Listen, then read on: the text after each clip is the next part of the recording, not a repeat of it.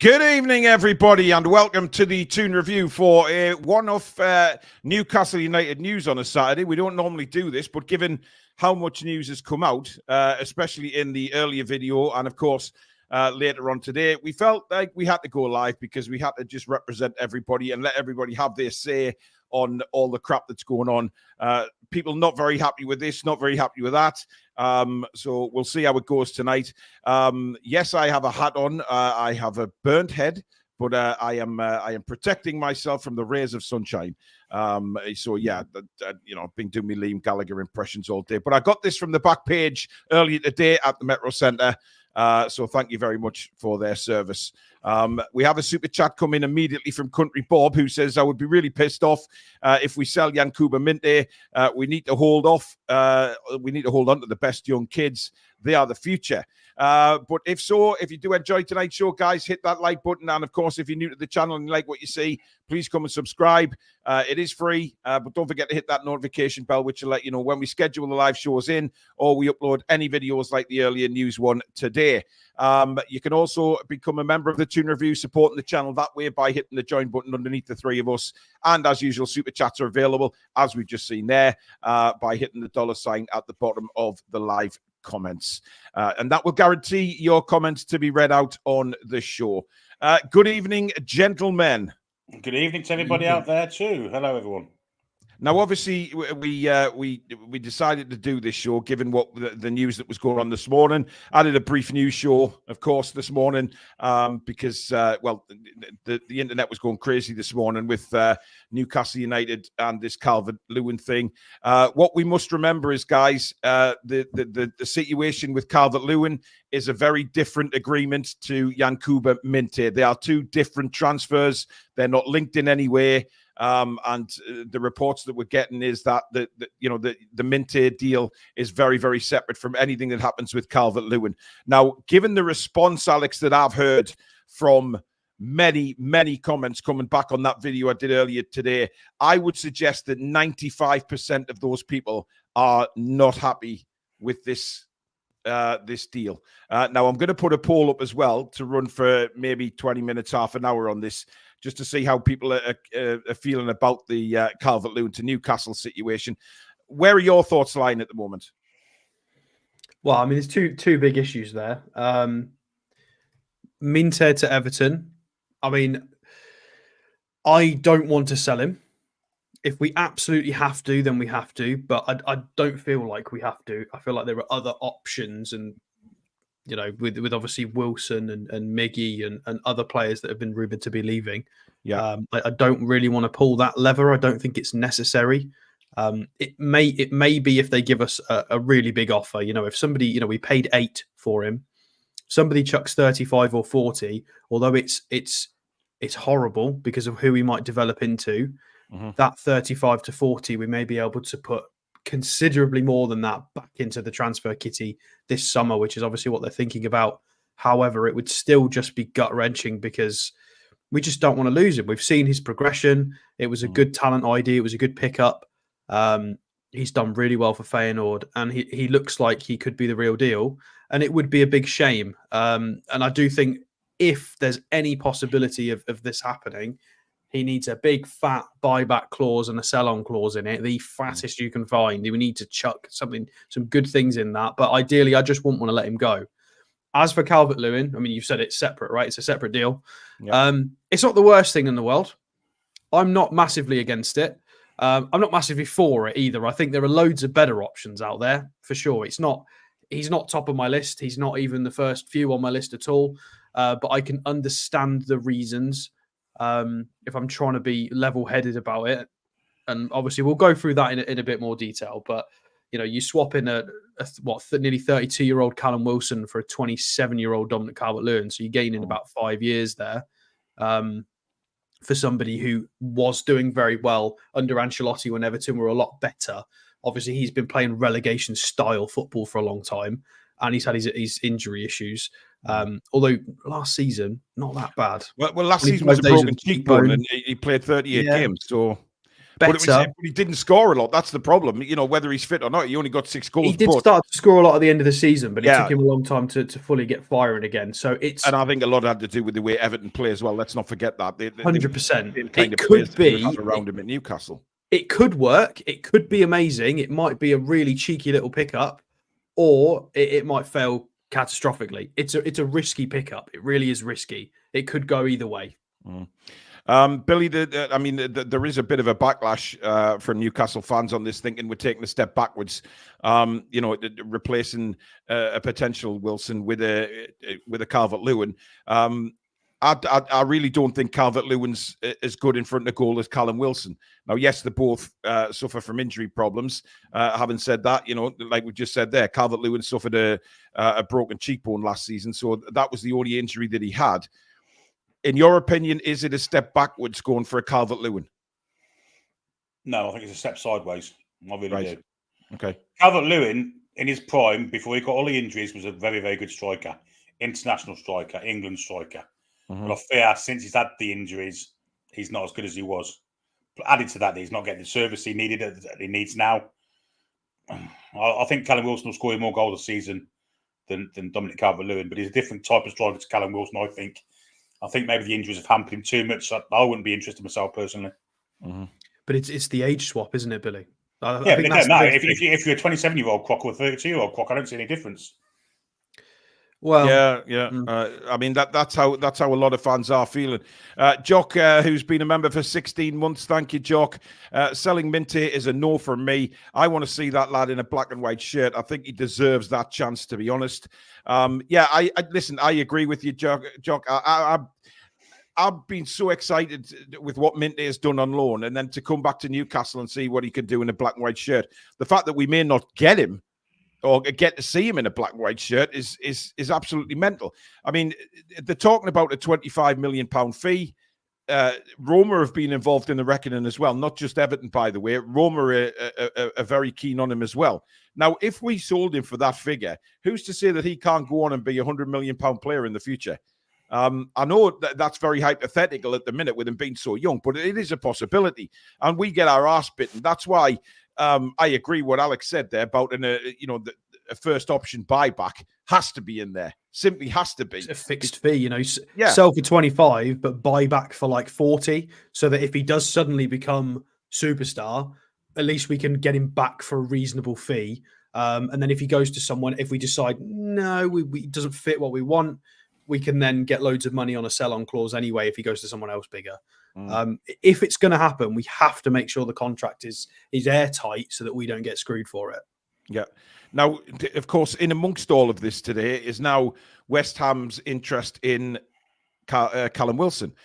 West Ham have apparently inquired regarding a £26 million deal to take Wilson to London. Now, if they have offered £26 million, I would snap their hands off. There's no doubt about that. As much as Callum Wilson's done for us, I think £26 million fee is incredible, Billy. And getting that money for Wilson would be bigger than what we thought, really, given his injury problems and his age. 100%. To sell him for more than what we bought him for is it's fantastic business for us.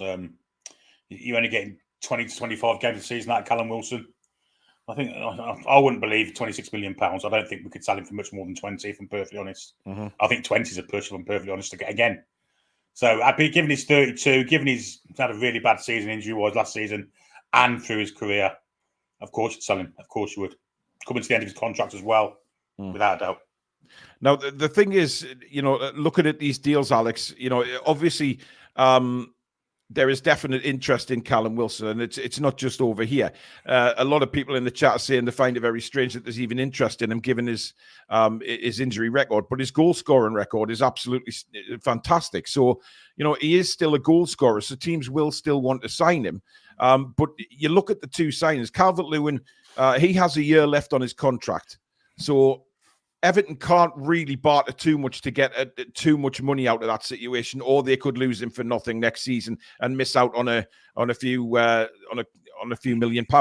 So this is going to be interesting to see if they can work out a deal, because one thing that hasn't been said today is any agreement or any bantering about of a transfer fee.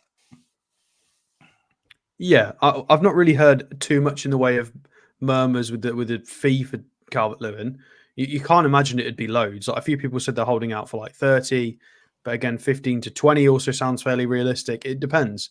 And for a lot of people saying it's a bad move, well, for both situations, you've got to think if we can get one in and one out, and I do honestly think that Calvert-Lewin possibly suits the way we play a little bit more with his energy and his age. I'm not so sure, Alex. And I think, that's not up for debate. His energy's there. It's just whether he's fit. Yeah, well, his energy's there. But whereas Callum Wilson, we've had sometimes he's pressing today. Oh, he's not pressing today. We've kind of gone for a lot of that with Wilson recently. Whereas Calvert-Lewin, as long as he's not injured, does give that pressing and physicality as well, and would be a good backup option. So it's the PSR wiggle room, isn't it? It's one out, one in, but strangely, because of the way the rules work, one out, one in for a similar fee gives us loads more to spend in other areas, which is bonkers when you think about it. You sort of sell one for 20, bring in one for 20. You would think we're at zero. We're not, because of amortization and how it works. That allows us, although it feels like a sideways move, it's a similar profile player who's 5 years younger and gives us loads more in the bank balance. Could we potentially try and get a 20 mil pickup for a youngster to challenge Isak? Yeah. Again, that's the way I would probably be going with this. But again, it's not Football Manager. It's not a game. It's real life. Maybe there are reasons that we can't see. And in terms of you saying a lot of people being interested in Wilson despite his injuries, well, yeah, because if you've got multiple strikers in the squad, having Callum Wilson as an option is fantastic. And if he doesn't have to play all the time, he's lethal for teams. That's why Atletico were interested in him. But well, I think they were. That was the rumor. And teams like West Ham, if you can get him in rotation when he's fit, he scores loads of goals. He's one of the most clinical goal scorers in the Premier League when he's fit. His record speaks for itself. Again, I think it could actually really work, this whole scenario. But again, it's really risky. It is massively risky. Yeah. So I can't, Predator, who's been a member for 13 months, is absolutely sickened by this news. DCL is made of glass and no upgrade on what we have. And selling Minteh, especially to Everton, is pure stupidity. Look, it's bonkers. What a lot of fans are saying, Billy, which is very interesting, is that they're not really trusting Eddie Howe in the transfer market, judging by what I can pick up from people's comments on social media amongst fans, is they're very worried and they want a director of football in ASAP to try and just settle things down a little bit. And maybe Eddie's policy on looking for all these English players may be a downfall. I think we've got to trust Eddie Howe, if I'm perfectly honest. I mean, the first window he came, he had no director of football then. He brought us in Bruno, he brought us in Kieran Trippier. You know, that's the only window we've had without a director of football, really, apart from the last one, which we didn't buy anybody in. So I think we've got to trust Eddie Howe. If he wants somebody, then I'm heads back him. Botman and Isak was pre-Ashworth, right? Yeah, of course it was. Yeah, of course it was. Bruno. Yeah. So we've made all of these. Calvert-Lewin, he's not made of glass, because last season he played 38 games. However, the injuries he had in the past have slowed him down and made him, he's not the player he was. I don't think. Yeah, are they going to catch up with him sooner rather than later? I think they would have. Yeah. I must admit, if I'm openly honest, I'm not inspired by it at all. I'm just not. It's not the big signing for a striker that I thought it would be. However, we may not have targeted a striker for a marquee signing anyway. This might have been, the marquee signing we all believe is a right-sided player. And looking at the players that we've been involved with so far, then that is clearly going to be the case. We are looking at a right-sided player as a marquee signing. Now, another one that's cropped up today, which really doesn't inspire me either, is Kilman at Wolves. Apparently, Newcastle are looking at a cash plus player deal involving Elliot Anderson, who's since come out and said he wants to go nowhere. Now, Newcastle United, Alex, surely must have spoken to Elliot Anderson, or this is just bullshit in the wind. I don't think it is in the wind. All the clubs at the moment, as we creep closer to June the 30th, are all playing the same game of let's trade homegrown players or players we developed, because for PSR it makes sense. So it's a very similar situation with Calvert-Lewin for Wilson as it would be for a Kilman for Elliot Anderson. Although they're different positions, it's a similar value move, but then it allows you so much more room to go and spend more money because of the amortization. That's all it is. And it's just a huge, I mean, we were going to talk about this later, but it's just indicative of how broken PSR is, because it's encouraging all of the teams to sell their homegrown trained at club players, which they do need for quotas for European football. So it's ridiculous. It's encouraging players to use it, not players, the clubs to use a loophole, which is really, really poor for the younger players themselves, for possibly their development, and for us challenging in Europe. Because ideally, to have a strong Premier League and a strong brand, we need to be good in European competitions. And if we're messing around like this just to wiggle the books, it's not fit for purpose. Again, it's been proven pretty poor in the last 6 months. And it's even more so now, the fact that everyone's trying to sell their homegrown trained at club just so they can spend more money and break even. It's ridiculous. It is just madness. I mean, Elliot Anderson, Billy, he was okay last season. He played some good games. He had some not so good games, but sometimes he was bang out of position. And again, it's one of the up and coming players that we're looking to sell. And again, it's uninspiring who's coming in the door. And I agree with Alex. This is definitely something to do with book balancing and all of this and PSR. And it's all to do with that. But it's a little bit sad, isn't it? I mean, we were expecting, when the transfer window opened last week, we were really excited about the names that we were being linked with and apparently had scouted or inquired about. And then over this weekend, it's just been a bit, meh, if you like. I think Kilman's a good player. I think he's a good centre half. However, I won't want to be trading in Elliot Anderson for him. But I can understand why they are thinking of making some kind of profit on Elliot Anderson, given the position he plays and how stacked we are in that position. It's just unfortunate for Elliot Anderson. He doesn't want to move. We don't want him to move, but it may make sense for him to move, given we've got Joe Willock, Joe Linton in that position already. Where does he play? So I wouldn't want to get rid of Elliot Anderson. I think he's got the world at his feet. But if it's for financial purposes, I know people will say, why don't we sell Sean Longstaff then? I don't know. Why not? I mean, I don't know. But again, Sean if it was between the two, if it was Kilman for Longstaff, then I don't think I'd have a. Well, that's it. I think a lot of fans would look at that and think, why not? Kilman could come in as a squad building, centre back. It is squad building. This is it. They've got to build a squad. But Anderson's kind of the odd one out, isn't he? We have.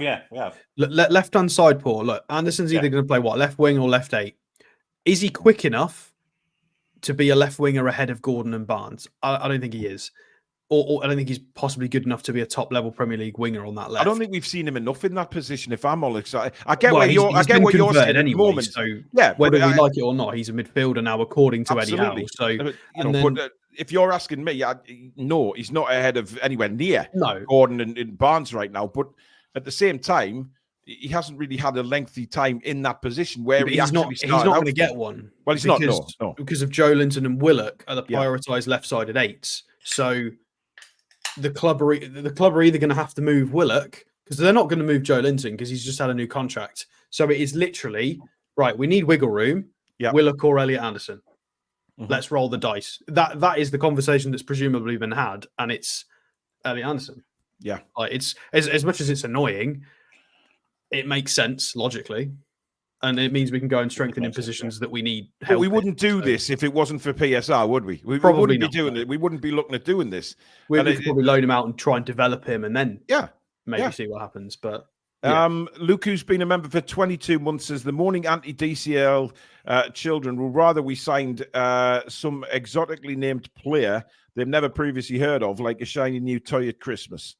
I think that's a bit harsh, Luke, to be fair. I think people are obviously aware of... I think the thing that the fans are on, Billy, and they're so against this signing is because he hasn't, yes, he played 38 games this season. He ended up only scoring 6 goals. His previous injury record is a worry as well, given that we've had problems, not just with Wilson, but with Isak as well. I mean, Isak still needs to prove himself next season with regards to staying fit, because he was out a lot last season as well. Let's not forget that. I just think when Dominic Calvert-Lewin first burst onto the scene, he looked a really good player, a real prospect. And unfortunately for him, the injuries have taken toll on him, and he's not that player now. Obviously, he's got older, he's not as dynamic, but he was brilliant when he first came into the Everton side. Yeah, he was. International call-up, playing for England. He was in the squad, and he's playing regularly for England. Mm-hmm. So since then, he's had a heap of injuries, loads of them. And he's just not that player now. So I don't agree with you, Billy. Well, the figures say it. You look at how many goals you scored last 2 No, I get that, but I mean, but the team, when he was scoring a lot, when he was a little bit younger, Everton were a slightly more dominant team. They played a 4-3-3. Ancelotti came in as the boss. They were trying to challenge for European places, and he was thriving in that team because it was a well put together team. Whereas now, he's come back from those injuries and now he's managed to get himself fit. The team play a different way, and he's not as young and nippy. So I completely agree. I do think he's dropped off 1 or 2 steps, but maybe not quite as far as possibly in your mind. I think he's still, if you put him in a better team, potentially, I think he can step up again. I think he can definitely look better than he does in that Everton side. Because I watched a little bit of Everton at the end of last season. I think if you stick Calvert-Lewin in our team with Joe Linton marauding next to him, with Gordon and him, and I think he'll look way better and he'll get way more goals. He would. Do you know what it is, though, right? And I will say this. When he played against us, I thought he looked very, very well, more physical and more fitter than I have seen him in previous seasons when he's played against us. Ran the channels a lot as well, to be fair to him. And he was making runs, but what he was doing, what I was impressed with against us, was he was giving the centre-backs a rough time. And people have heard me say a million times that I love when Callum Wilson does that. He's in the face of the centre-backs, constantly giving them a really rough time. And that's what he did to our guys when we played them. And I think if that's the Calvert-Lewin we get, I'll be. It's a roll of the dice. I think there is a universe in which this works really well. Yeah. But there's a universe in which Billy is absolutely right. He comes in 2 or 3 hamstring injuries first season. He's off the pace. He never gets fit, and then it's a disaster. Like I think both could happen. It really is a massive gamble. I think it works if you have 3 strikers. You've got to have 3, though. You can't have 2, Isak and DCL. Yeah. No, because we're going to be in the same position we were last season. If you've got to have a third. We can't rely on them both to stay fit. I've been arguing for 3rd striker since we got rid of our 3rd striker, basically, when Chris Wood went out the door.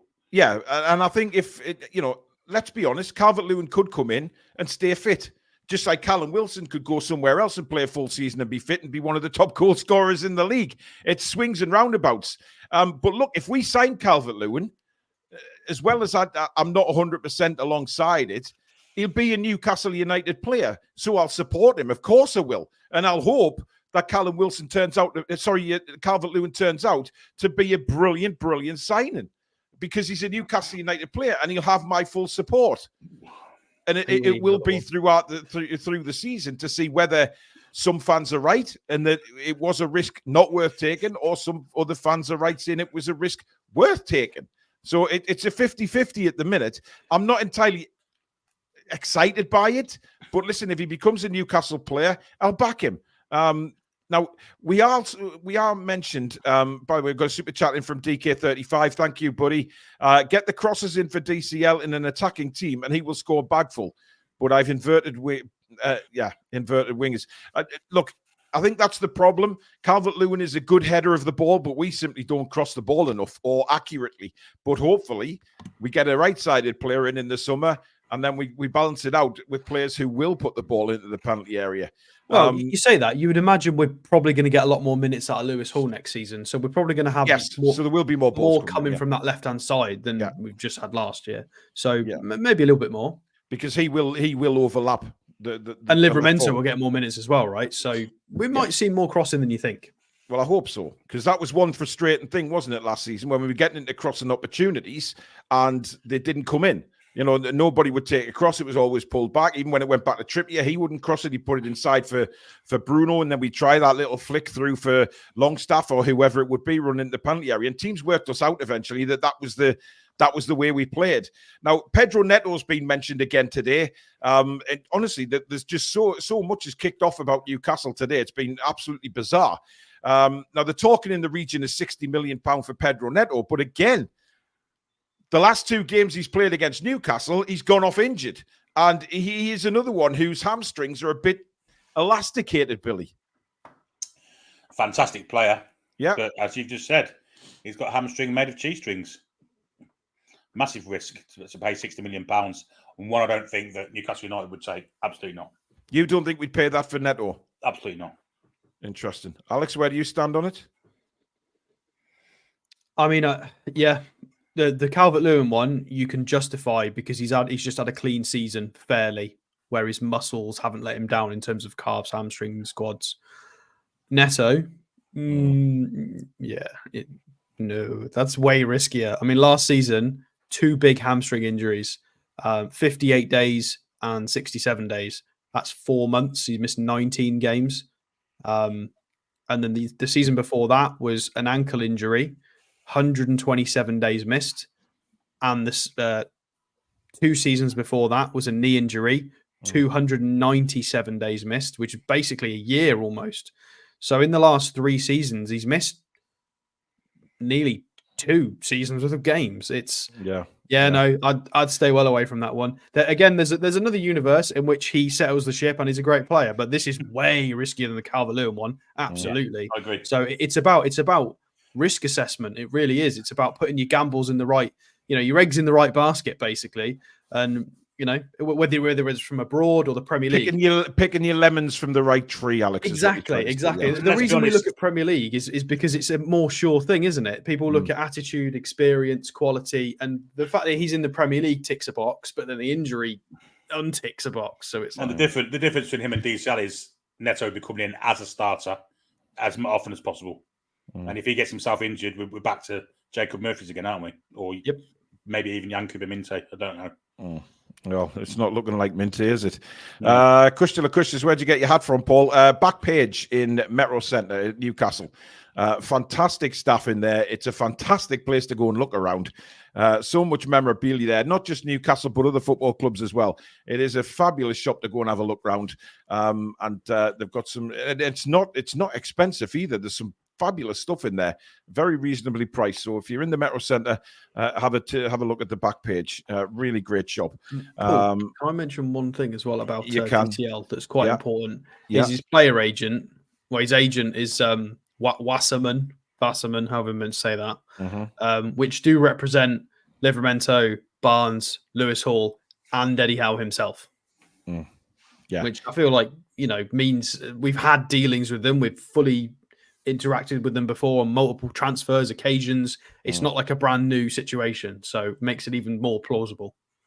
Now, Keith Downey did say earlier on today that there's still a long way to go in the deal for Calvert-Lewin. Obviously, there's no fee or anything yet being agreed, but I think once there is a fee agreed, Billy, then I think it'll go through quite quickly. I think Newcastle have probably already spoke to Calvert-Lewin's representatives, not in an official way, but just put the feelers out as everybody does. And I have a feeling that if once the transfer fee is agreed, this could go through quite quickly. Yeah, I would imagine that there'd been some kind of dialogue somehow between DCL's representatives and the club, and that they'll have a vague idea what he wants, or good idea what he wants money-wise. Yeah, I imagine it would go through pretty quickly if and when the fee is agreed. There's a lot of worry, I think, amongst the fan base at the moment as well, given that the players that are now being linked over the weekend with who we've been linked with previously. You know, you look at James Trafford, Dominic Calvert-Lewin. These aren't the players that are, or Max Kilman, not exactly the players that are going to set the world on fire, Alex, but this is where we are. And I guess this is an indication of maybe where Newcastle United are with what we've said before about PSR.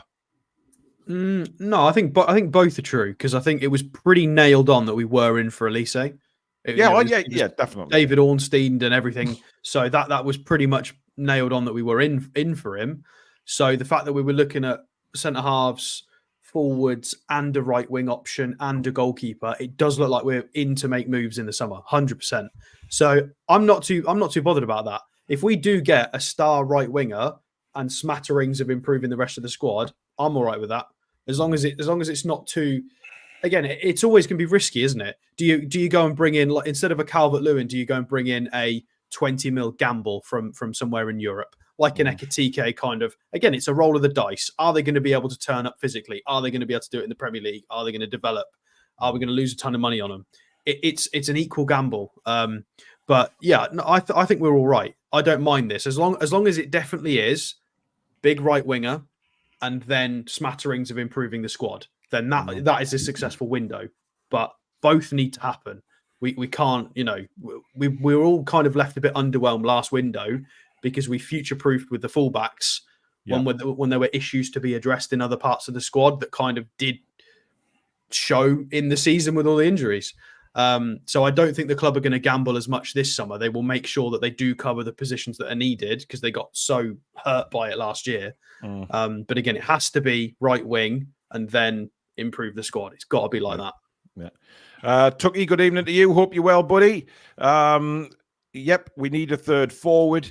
The problem is, Billy, and Alex mentioned there, a big signing on the right-hand side and then a smatter of improvements. Are the improvements, though, the other players that have been mentioned tonight, the likes of Kilman, Calvert-Lewin, are they actually improving the squad? Or is it, like you said earlier, just moving a bit sideways? I think Kilman would be a step up on the squad, absolutely. It's squad depth, isn't it? Kilman, who does Kilman improve Richie on? and Dummett in the squad? Well, he also Emil Kraft is centre half. He's a much better centre half than Emil Kraft will ever be because Emil Kraft isn't a centre half. Good point. Yeah.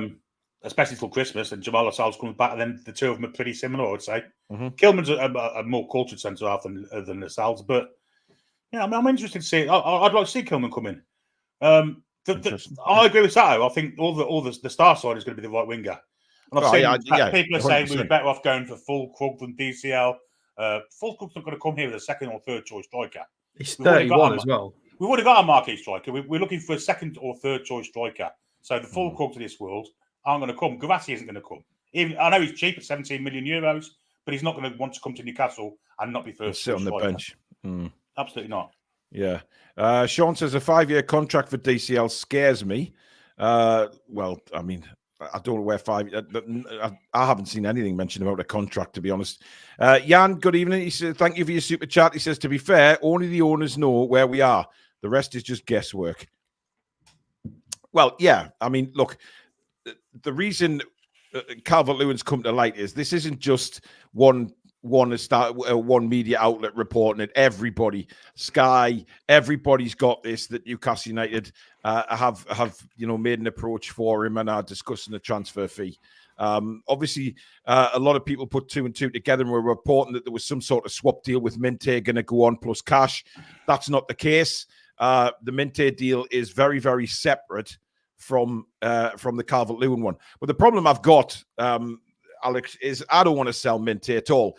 Never mind letting him go to Everton, because that would really piss me off seeing him go to Everton.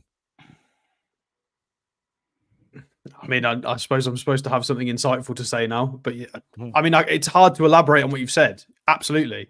I don't want him to go. If he has to, we need to make sure everything is done right negotiation-wise, that if we want to get him back, we can at a good price. And we need to have decent sell-ons for if we want to make some money again on him in the future. That's the only world in which he's got to go. And I tell you what, if Minteh does have to go, I would then increase my expectations beyond. So I just said star right winger and then improve the squad with 3 or 4 signings. If we have to sell Minteh for 25 plus, I would up my expectations in transfers in then, if we have to do that. I think that's only fair. And again, the club don't owe me anything. They don't owe us anything to a point, do they? They can do what they want. But absolutely, if you're going to sell someone like that, they know that it's going to rub fans up the wrong way. Even though it might be the best option in the long term, it's really difficult for us to see that. Because we are all short-sighted to a point. And there's a future in which that also works. I'm talking about lots of alternate universes tonight. I don't know why. But the thing is with Minteh, it's a gamble for whoever has him, whether it's us or whether it's Everton. Nobody knows he's going to be great in the Premier League. He might not be. He might not suit Eddie Howe. He might not track back enough. He might be absolutely awful in the Premier League. But I'd rather we're taking a gamble on someone else and them getting the results for it.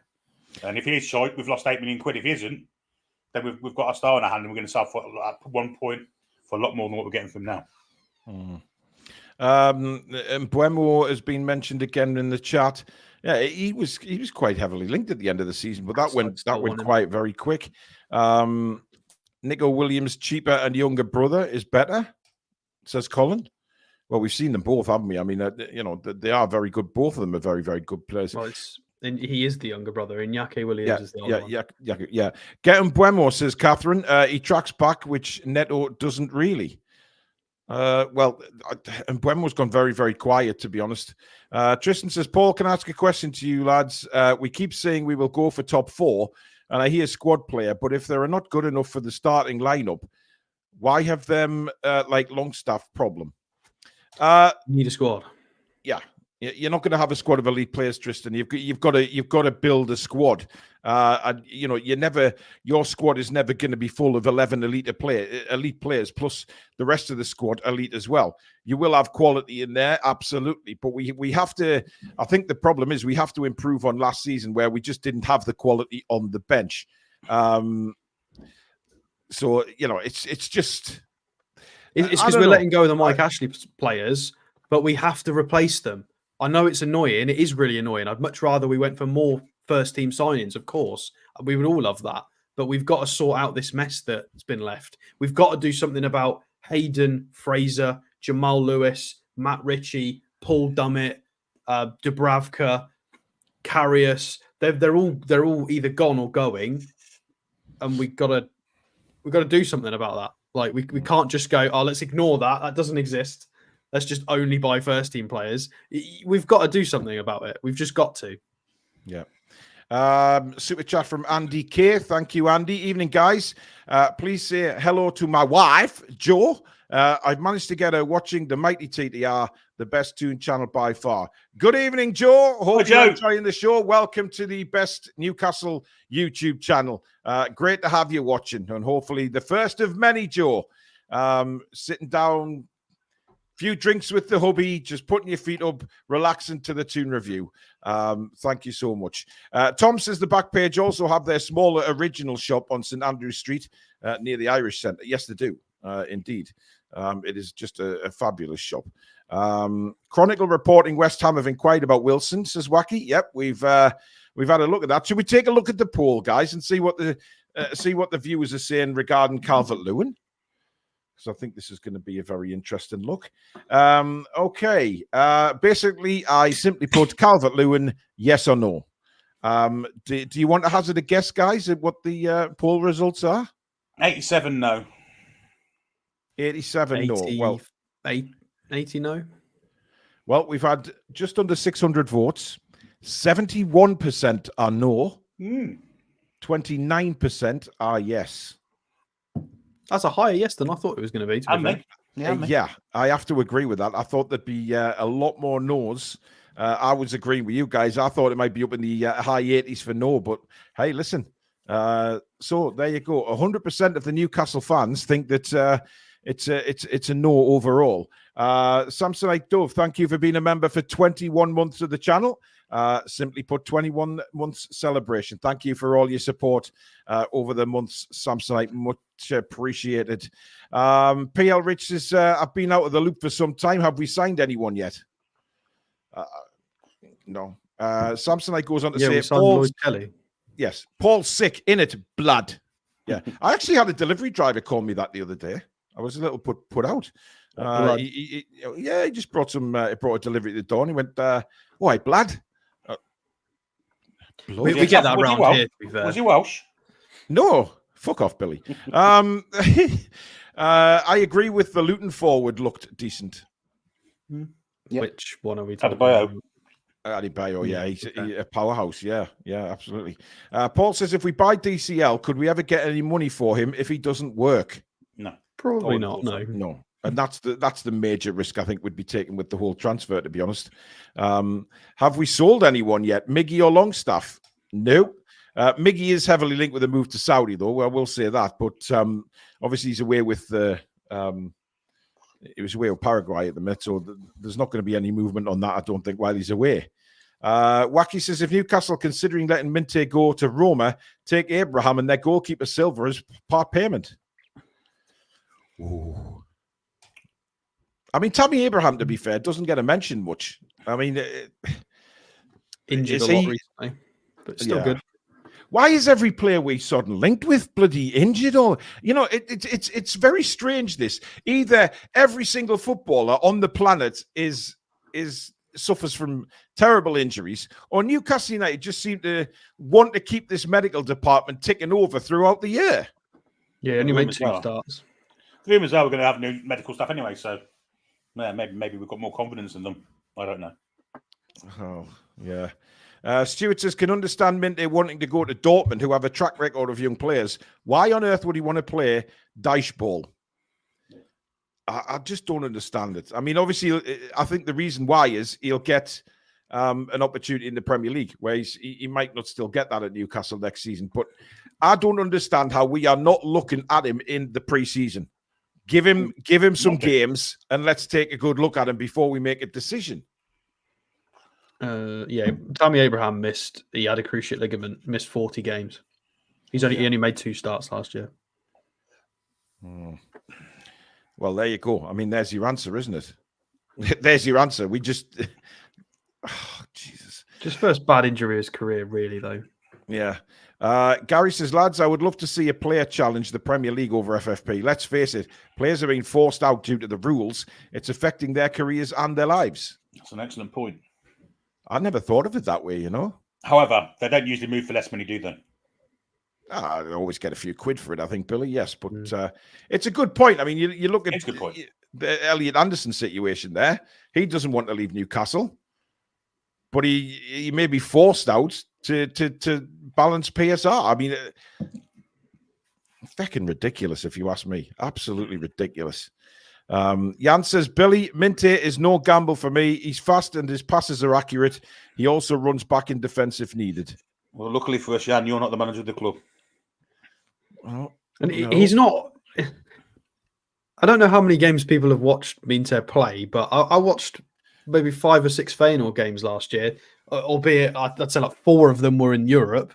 So there was only a couple of domestic games in there, but he got told off a lot for not tracking because he's really young. So, and he got brought on as a sub and he got brought off because he wasn't doing things right. It was well documented earlier on in the season as well that they weren't happy about that.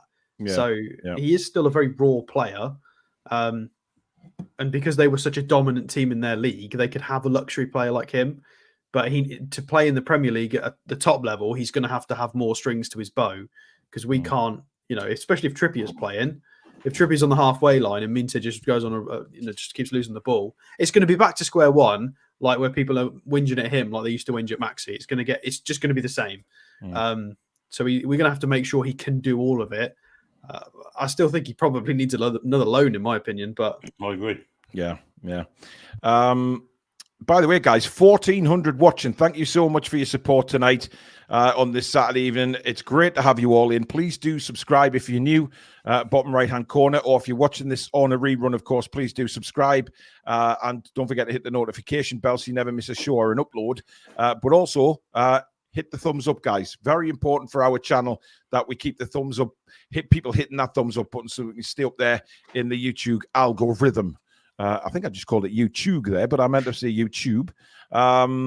Catherine says, would love Jonathan David from Lille.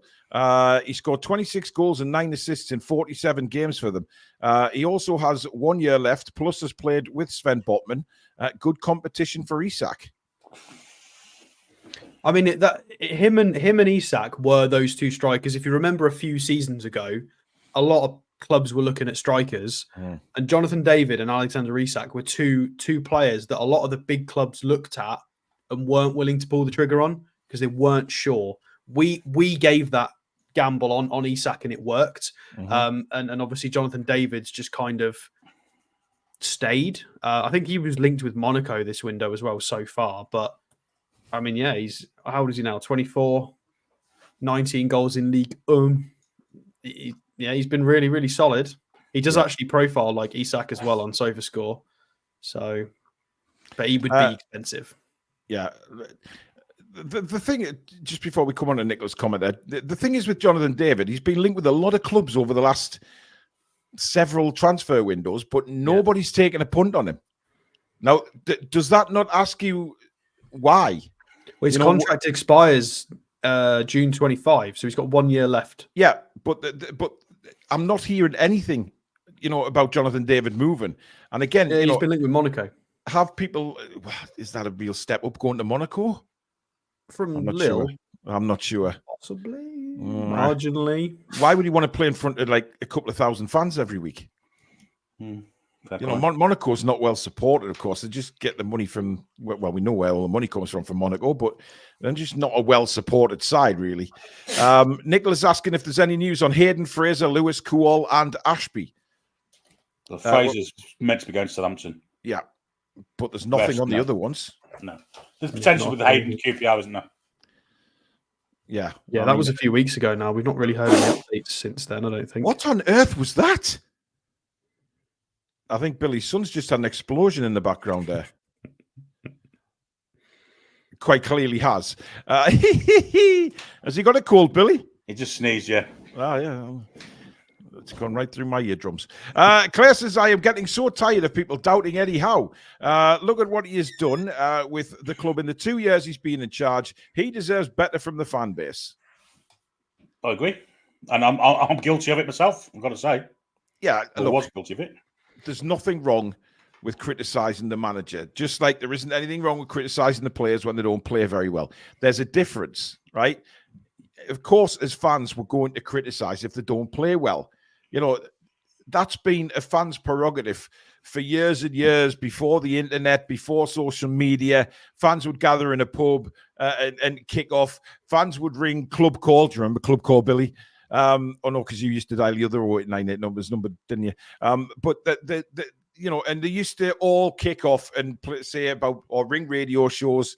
It's always happened, but that's allowed because we're fans. If players don't play well, and it's the same with the manager. If we as fans don't feel like the manager's made a good decision, then we'll say it. We may end up with egg on our faces, absolutely, but. Listen, I'm all for Eddie Howe being the manager, winning our first trophy for Donkey Moons. I think he will. I think next season, with a full fit squad, I think we can do wonders. I really do. And so I think at the minute it's very much about squad building and maybe looking for, one or two marquee signings. So Calvert-Lewin may be one of those players that is coming in to help the rebuild of the squad. Not as an marquee. More of a tent.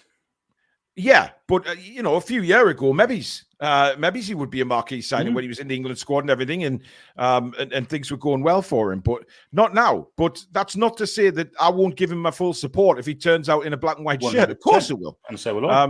And we'd hope, of course, we would that he'll hit the back of the net and stay on the pitch as much as possible. It's not the first time we've been linked with him. To be fair, I think we did a transfer show maybe 2 years ago on him, but he was linked with a £60 million move to us. So it's not the first time. So he's obviously been on the radar for a long time of a lot of clubs. You would imagine, and he could be one of those players that needs a move to get his career on track. He is. I'm sure he's staying at Everton. and a move might do him the world. Yeah, we've seen that happen before, haven't we? Clarky says, this is the most depressing TDR show I can remember watching. Well, Clarky, you've got to take the positives, man. You know, if this is what Newcastle United want, we have to trust. You know, we may not be happy with it or overly excited about it, but we have to trust that they know what they're doing. We have to trust that they are building a squad that they feel will be capable of competing in three tournaments next season, the league and the two cups. And that's what they're building towards for the start of the season, is an all-round quality squad that we can rotate in certain circumstances to compete and make sure that the fitness is still there for the majority of the season, because we can have that rotation.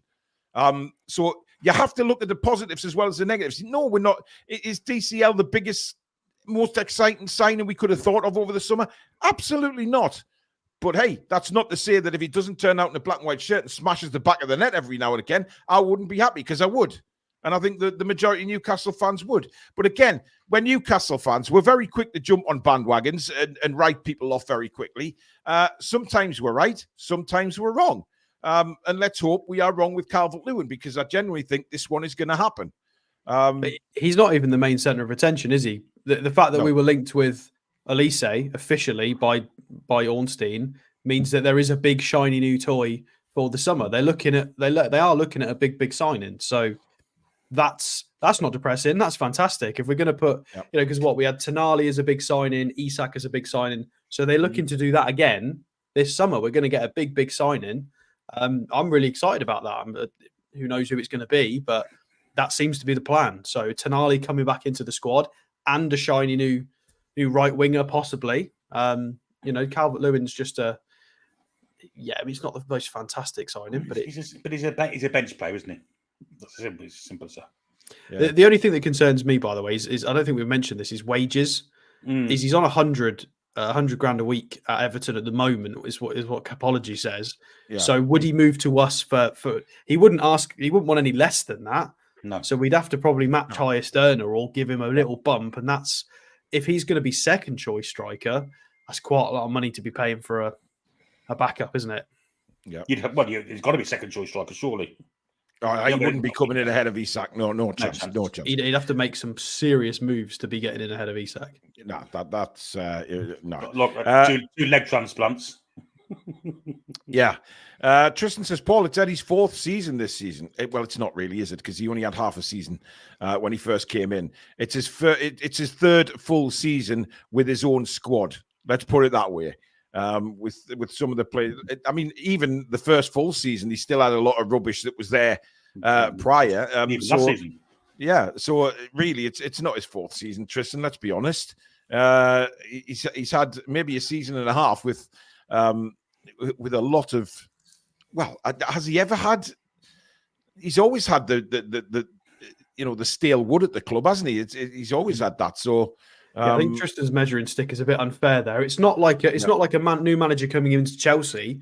The squad's already built. He's had to do a complete squad transformation that's still ongoing, by the way. So it's a different. I feel like you can't measure them by the same way as when we talk about the big clubs with managers just sidestepping into them. We had to go from we were probably going to get relegated to completely overhauling the team. Like it's. Well, I mean, he's gone on to say there he took over 3 months in. I mean, how interesting. He didn't have a pre-season. He didn't have a summer transfer window. He got players in the transfer window in the winter that kept us up. Malcolm in the chat. Malcolm in the chat. Malcolm in the chat. Tristan, you're very harsh tonight. Not Tristan, very harsh. Else. There's definitely a Malcolm in the chat. Or King Quinn. Niall Quinn's fucking shite. All right, Niall Quinn, how you doing? 3,333 times you've looked at Prexon. Get off the channel. Anyway, where are we? Clarky says maybe DCL has been playing shit just to get a cheap move to Newcastle. I doubt it. Predator says, don't think we need to make DCL one of the high earners. Target is on 100 grand a week. Is he worth that? Fuck no.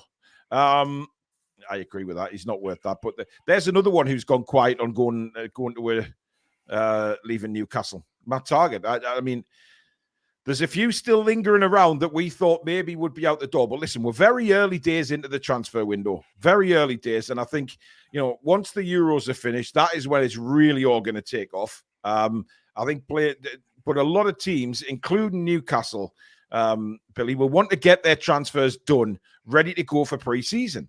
100%. I just think it'll be after the July the 1st when we start making our major moves. That's when the new amortization period starts. So I think it'll be after then, when the big money's spent. Sorry to be a bearer of bad news, but maybe Calvert-Lewin is a replacement for Isak. It's not an impossibility, but I'm not even entertaining that, probably Alex. not. I would say it's very unlikely, but in the good old words of, well, I don't know who, Givawa. There you go. That's been dismissed well and truly into room 101, that one. 1st of July is the new financial year, says David. Absolutely. Who would want to buy Matt Targett is the question. He's not been shop windowed much as he's been injured. So yeah, it's a good question.